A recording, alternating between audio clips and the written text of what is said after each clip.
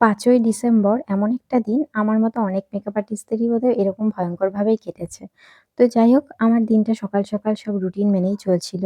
আর ঠিক তার আগের দিন মানে ৪ তারিখ একদম রাত্রে বেলায় আ প্রায় ১২ঃ০০ র পরে আমাকে একজন ক্লায়েন্ট বলে এরকম তার বৌদির হাতে যেন আমি নেইলটা করে দিই। কারণ তারাও আমার কাছে করে যখন সেখানে গেছে তাদের হাতে নেইল দেখে তার এত পছন্দ হয়েছে যে সে এখন মানে না করলে তার কিছুই ভালো লাগছে না। রীতিমতো জোর জবরদস্তি। তো যাই হোক আমি অনেক বার বলার পরে রাজি হলাম। ঠিক আছে আমি ফার্স্ট সকালে গিয়ে করে দেব।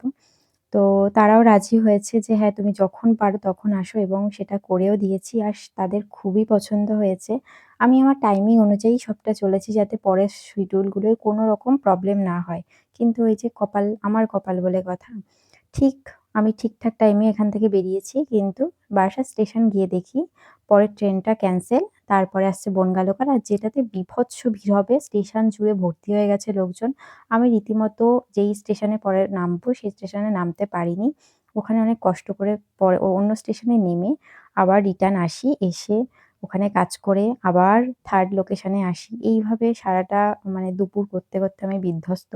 সারাদিনে বোধহয় আমি ৫ তারিখে ২ টো লুচি খেয়েই কাটিয়েছি। আর কিচ্ছু খাওয়া হয়নি। সময়ই পাইনি। তো এখান থেকে ব্রাইড করে আমি আবার বেরিয়ে গেছি। কারণ অন্য জায়গায় অন্যরা অপেক্ষা করে বসে আছে আমার জন্য। তাদেরকেও বেরোতে হবে। আমি এখানে যাওয়ার সময় রীতিমতো গ্যালোপিনে উঠি। ঠাকুরনগর গ্যালোপিন আর যেটা দুর্গানগর দাঁড়ায় না।